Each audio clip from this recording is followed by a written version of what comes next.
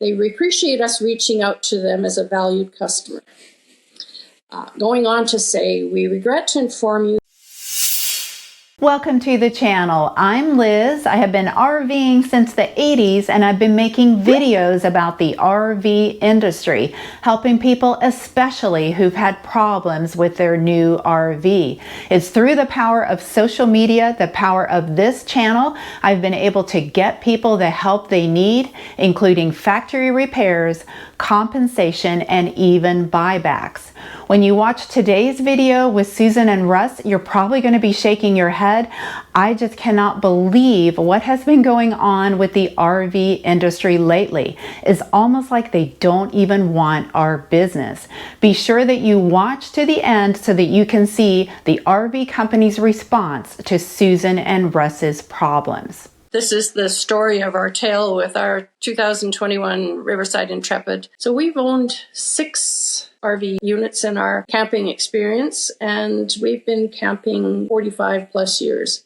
That doesn't tell how old we are, but that's how long we've been doing this. We picked it up September 16th of 2022. And from the beginning, we started to notice some issues with the trailer. Finishing trim was not attached. Looking at the dining room table, it's not square to the wall. And you look at it and then how can that be? But Russ was able to fix that. It's an RCA TV, but they gave us an LG remote control. It'll turn it on to try and switch to HDMI. It won't let me go there. I have to go actually to the TV, use the buttons on the TV at the back. When we used the shower the first time, I was sitting in the living area and I'm looking and there's water flowing underneath the floor. The bottom wall was loose. Obviously, it wasn't going to keep water from getting in behind the shower wall. It had never been sealed on one hole, probably a quarter of the shower wall. So I sealed that, seemed to work all right. And then one day again,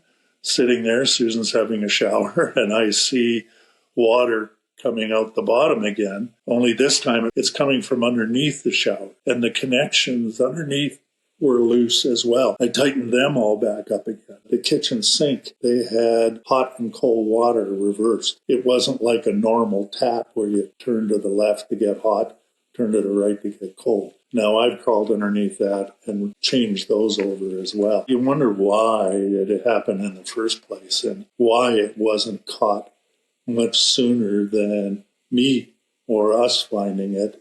Anticipation of a big trip that we had planned in March of this year was a 30-day tour of the Baja. And prior to leaving home, we took our unit into a local RV place to have them check the brakes and bearings just as a precaution. The letter that came back for him telling what he found, there were a lot more than we had anticipated. So he repacked the wheel bearings and cleaned and adjusted the brakes, found out there's no power to the driver's brake. The wire was loose and he had to go in underneath the cover that's underneath the trailer, cut it open and go in there to find the connection. It was never done from the manufacturer and never found by the RV dealer. The brake drum itself, rather than being round, was oval. So he was spinning the drum around and it would go half a turn and then it would stop, another half a turn and it would stop. He mentioned that these drums were probably Chinese manufactured, a little bit of heat on it probably from braking, and it just went into oval rather than to round. So I just had him replace it. It needed to be done before I left. When I was having the repairs done, I just asked him to have a look at the seals all the way around on the roof. The repairman, when he was looking at this, actually called Russ to come and have a look at the trailer, because he couldn't believe what he was seeing. He said, there's an issue here. It's a butyl tape that they put in there to seal it, and it's got paper on both sides.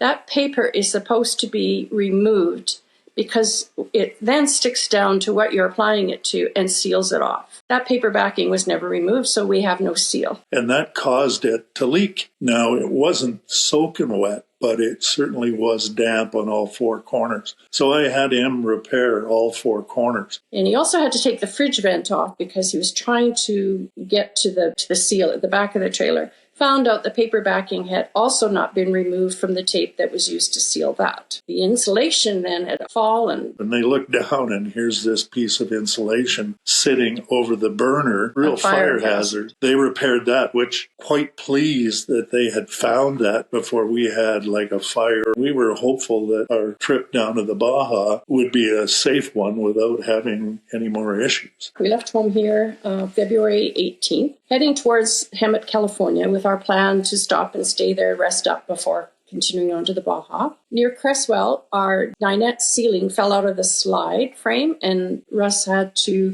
find a hardware store, find some screws to get that fixed. And then before reaching Hemet, our black water pipe shattered. We had a repairman come right into our campground for what was termed a temporary fix. He replaced the pipe, and we wrapped foam around that because, to our dismay, that pipe is running between the axle and the bottom of the trailer. The foam, we hoped, would allow us to continue on the trip. So we crossed into the Baja all the way down to the end, and on our way back, day 21 in Loreto, we discover our 2 rear tires are worn down to the metal cord. There are no repair shops, but through word of mouth, we were able to find 2 used trailer tires to get us home. At that time, Russ suspected that the axle might also be bent. Another thing that happened was the left side of our bed would no longer close at this point. The wall board on the outside was loose, and now Russ is running around in Loreto on the Baja trying to find a hardware store to get an L bracket to pull the wall back to square so the bed would actually close on that corner. There was only one screw, and it was screwed into about a 1/4-inch panel on the back. And that was all that was holding the side of the bed frame. Day 28, which is Gonzaga Bay, on our way home, our black water pipe shattered for the second time. We've had several repair people, when they crawled under the unit and saw that they ran both the black and the gray water pipes between the axle and the bottom of the trailer. A couple have said to us, that's just not the way things should be done. This forced us to cut our trip short by 3 days. This happened in the afternoon, and we drove all the way to El Centro that day, arriving 11:30 at night. Next morning, we were lucky to find an RV place. The gentleman there was very good. He came out, crawled underneath, and said, I think we can do that type of a repair for you. Agreed to get to work right away on rerouting the black water pipes. I knew that it was going to be expensive, but it was something that needed to be done. They crawled under the unit again and discovered, yes, in fact, the rear axle was bent. But I also noticed underneath the trailer that the tires were hitting up into the top of the wheel well. And that's when he and I had a look at the springs. And the springs, rather than being curved, and they're a 4-leaf spring, they were flat. The only issue that I could see that had caused that was just poor quality springs, that the steel hadn't been tempered properly and therefore was not holding the trailer up. So all 4 springs on both axles had to be replaced. To have them go flat after 2 trips, the first big trip we made was when we went down to Tucson and back. But other than that, it's just been local trips. So there hasn't been a lot of mileage put on this trailer that those springs would go flat. They had to replace that rear axle, 2 rear brakes, 4 brand new springs, and also forced us to buy 2 brand new tires as well. So we stayed in a campground for a week waiting for parts to come in and for repairs to be done. Luckily for us, again, these fellows came right to our campground to do it, so we were able to stay in our unit while all this is happening. We spent over $6,000 Canadian to have the work done that we needed to get done to even get back home. Because remember, we were in El Centro, California, and we were driving all the way back up to British Columbia. And we couldn't have driven it. With the bent axle and the tires worn to the metal cord. And also, you forget about the $2,000 we spent to have it looked at before we left. It's a lot of money to spend on a new trailer that shouldn't have had these issues. On arriving home, we found that the wall board beside the couch had separated from the wall. Much to our maybe not surprise anymore because of all the other things that have gone on, nothing was holding it in place. There were no nails, no screws, nothing holding that wall. The only thing holding it in was the plastic trim. Also, the kitchen counter, there's now a screw or a nail coming from underneath the counter and pushing right through the arborite. I wrote a letter to the manufacturer and copying it to the dealership where we bought the trailer because of the anger and frustration that we have experienced owning this trailer. You buy new, you do not expect to have major repairs like this. It's been one thing after another from day one. I wanted to bring it to the attention of the manufacturer. First of all, I wanted a response from them saying, acknowledging the letter, and then also taking ownership of some of the, what I think was poor design and terrible workmanship that went into this. I sent the letter May 15th with a tracking number to know that they received it May 28th. By June 15th, I had not had a response from them, so I sent an email. The comment I got back from them that this was not a warranty issue. They had passed the letter on to a manager and that he has sent a letter in response to my inquiry. Now, why couldn't they have just picked up the phone and called their customers and let them know their response? Or even send them an email? But no, they're going to make them wait for a letter to come through the mail. So frustrating. I did receive that letter the next day. They appreciate us reaching out to them as a valued customer.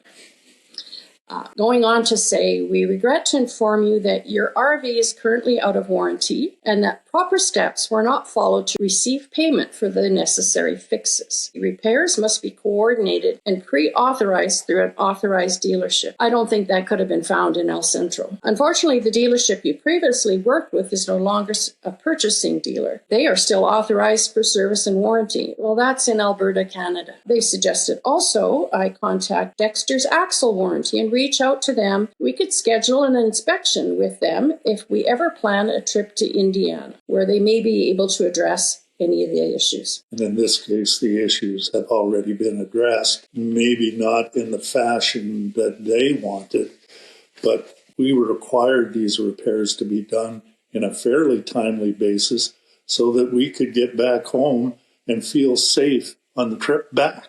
Well, first of all, our first bill locally for $2,000 was for safety reasons. Then, like Russ mentioned, the sewer, black and gray water issues, the axle, and the rest of it was not drivable. The quality control that the manufacturer should have in place before they ever send that unit away from their site needs to be much better than what they're doing now. Some of these issues should have got caught at the manufacturing level, not by us when we start using the unit. I would caution others when looking to purchase an RV unit, have some reputable person check out before they buy. I'll just say, buyer beware. Even though they say to you, and I was actually looking at what they have on their website, there's a little symbol, and it reads, quality assurance guaranteed.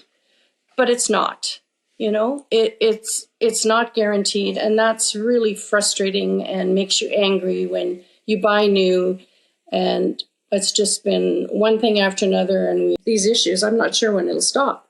I'm not sure. We don't trust it. We would like to be reimbursed for issues that we believe were that poor design, poor workmanship. Maybe being offered another unit, but honestly, after this experience with this trailer, I'm not sure that would even be acceptable at this point. I want to say thank you to you, Liz, Yes, for listening, for being there for people like us who are not being heard by people that manufacture inferior products. So in US dollars, the money that Susan and Russ spent works out to about $5,000. And I reached out to Riverside and I said, hey, these problems are due to mistakes made at the factory, poor design, and poor components. And I said, what can you do for Susan and Russ? I heard back from Bobby Fish. I asked a little bit about the company too. I had never heard of Riverside. And he says that Riverside has just under 40 employees. They'll build approximately 500 units this year as they did last year. But as far as Susan and Russ go, he says it's important to note they did not follow the correct warranty process within the allowed time frame. In other words, well, the warranty was up, so sorry. And I feel like there should be no expiration on if you screwed up at the factory, then you make it right. What happened to ownership of problems? What happened to standing by your product? I would think that they would do that if they want to stay in business. I don't know what is going on in the RV industry today, but it just seems like they don't even want our business. And he goes on to say that many of these complaints should have been noticed at the time of purchase from a solid walkthrough and a PDI at the dealer. So now he's blaming the dealer. Yes, this is why you should get an outside inspection, because sometimes the dealer doesn't do a good walkthrough. But again, they're not taking ownership of the problem. They're blaming the customer, they're blaming the dealer instead of standing up and doing the right thing. I just asked for $5,000. That was it. Wouldn't it have been nice if I could have made a video saying, guess what? Riverside stepped up, took responsibility, gave Susan and Russ $5,000, and aren't they a great company for at least wanting to have their customers be happy? But no, that's not what happens in this case, and I just can't believe it. But that seems to be the norm for some of these companies, and I really honestly don't know how they can stay in business if they're not going to stand by their product. If you found this video valuable, please like, subscribe, and definitely share. We need to get the word out there so people know. Be careful when you're RV shopping. Make sure that you do your research. What do you think Riverside should do for Susan and Russ? Let me know in the comments, and also any tips that you may have for anyone shopping for a new RV. Thanks for watching and stay tuned.